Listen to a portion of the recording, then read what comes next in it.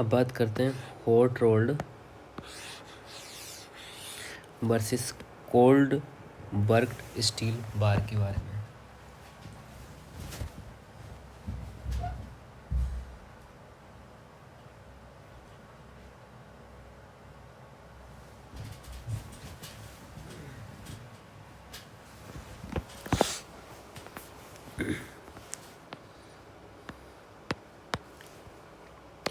पहला आता है hot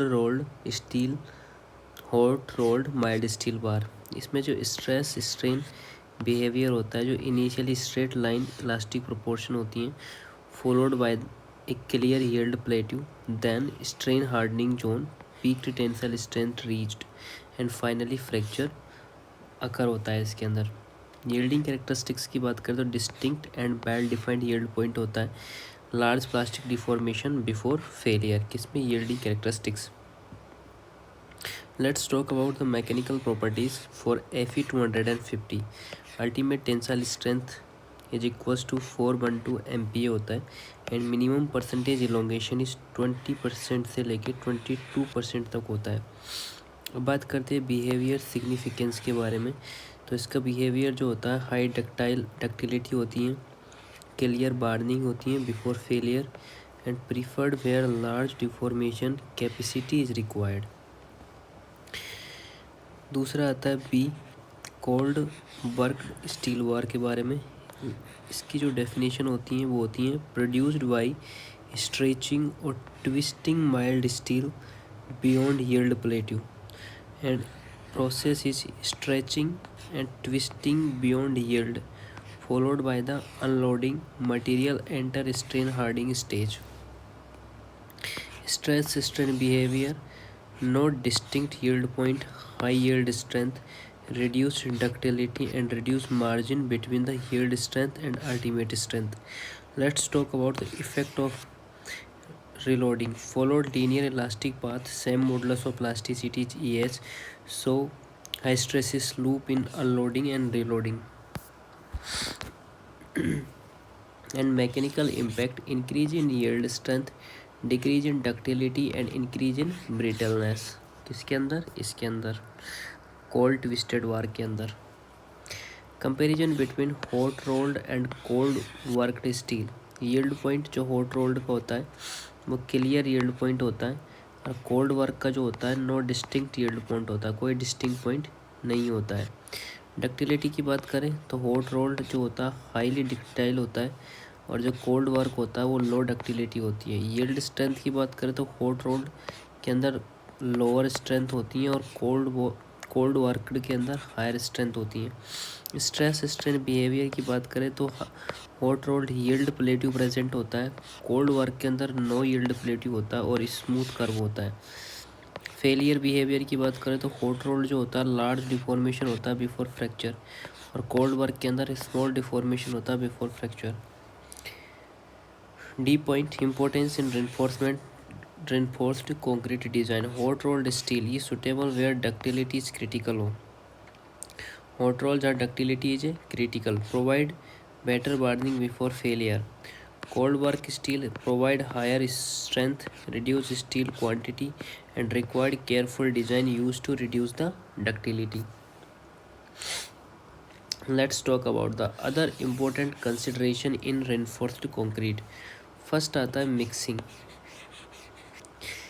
Mixing as per IS 456-2000, concrete should be mixed in a mechanical mixture. Mixing time greater than 2 minutes and purpose of mixing is uniform distribution of the material and uniform consistency of a concrete. Next 2 number पे आता है transporting, placing and compaction and curings. Transporting, placing, compaction and curings. Transporting की बात करें तो concrete must be transferred to the formwork immediately after mixing. Avoid segregation of concrete, prevent loss of workability. Placing की बात करें तो concrete should be placed before initial setting start. Reinforcement bars should not get displaced and form work should not get disturbed. C आता है compaction. Compaction should be start immediately after placing and should be done before the initial setting time. Compaction mechanical vibrator should be used around the reinforcement, and compaction excessive vibration must be avoided. And excessive vibration causes segregation of the concrete.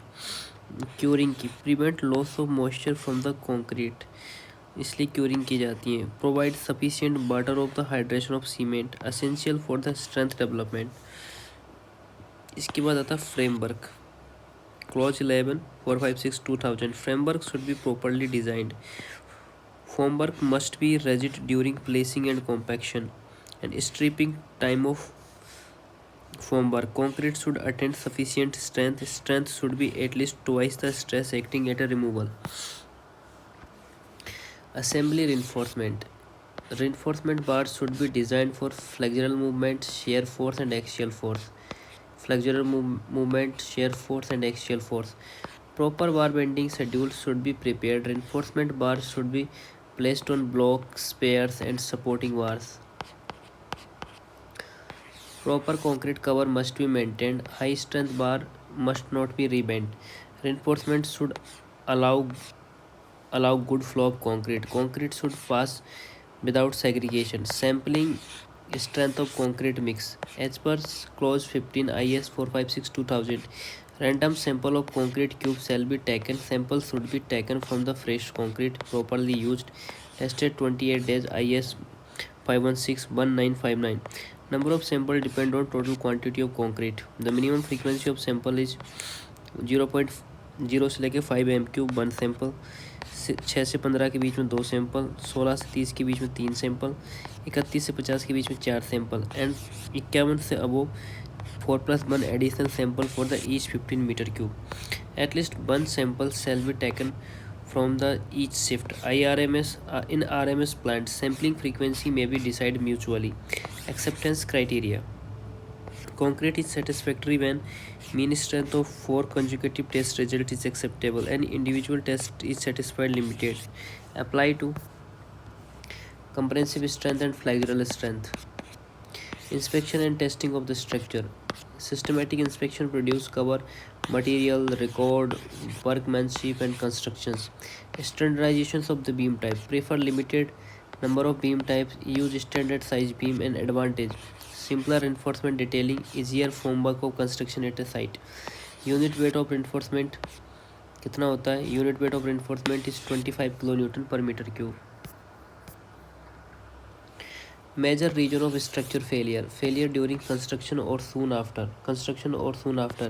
Design fault, significant shift from the actual design, poor detailing, inferior quantity of material, inferior of the construction quality. ये भी inferior of the quality of material, substandard formwork and scaffolding. Failure after a long time of construction. Collapse, failure of primary load carrying member by accident or otherwise. Change in use of structure loading to overloading. Factor beyond the human control, fire, earthquake and blast. And lack of proper repair and maintenance. Exposure to the adverse environment not envisaged in the design. Now, list of major Indian standard code relating to the reinforced concrete. Indian Standard 269 1989 specification of the 33 grade ordinary Portland cement. Indian Standard 8112 1989 specification of 43 grade OPC. 12269 1987 specification of the 53 grade OPC. तो ये हो गया आपका 269 8112 and 12269 grade of OPC.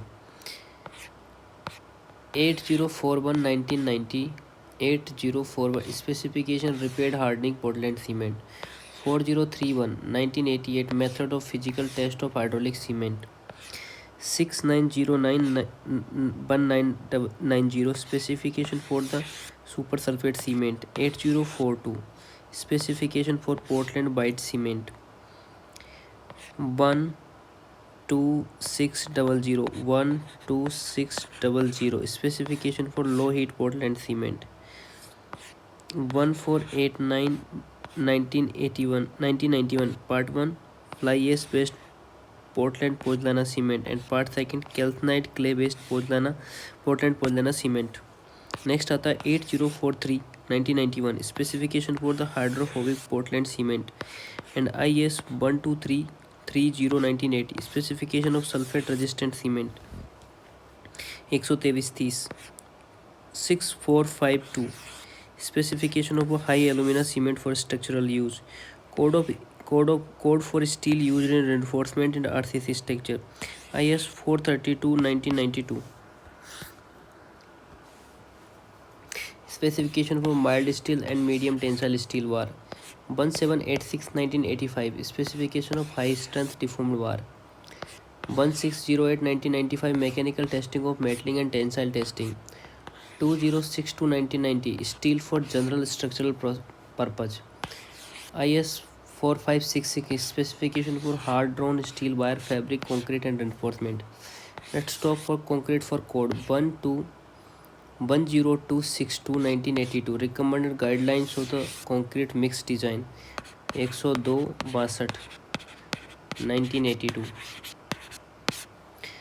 7861 1975 code practice extreme weather concrete hot weather.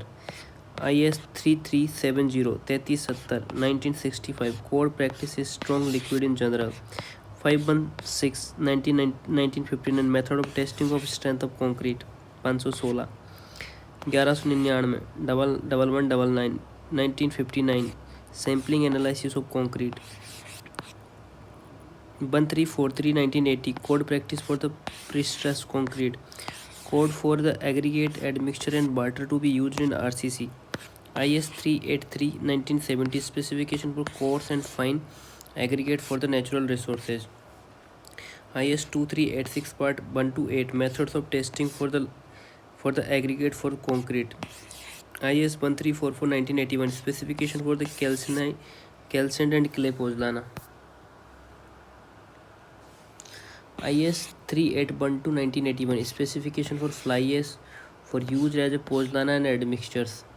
IS 9103 1999 specification for admixture of the concrete. 3025 methods of sampling and test physical barter for barter and wastewater. Major challenge of structural designer. Structural analysis simplification.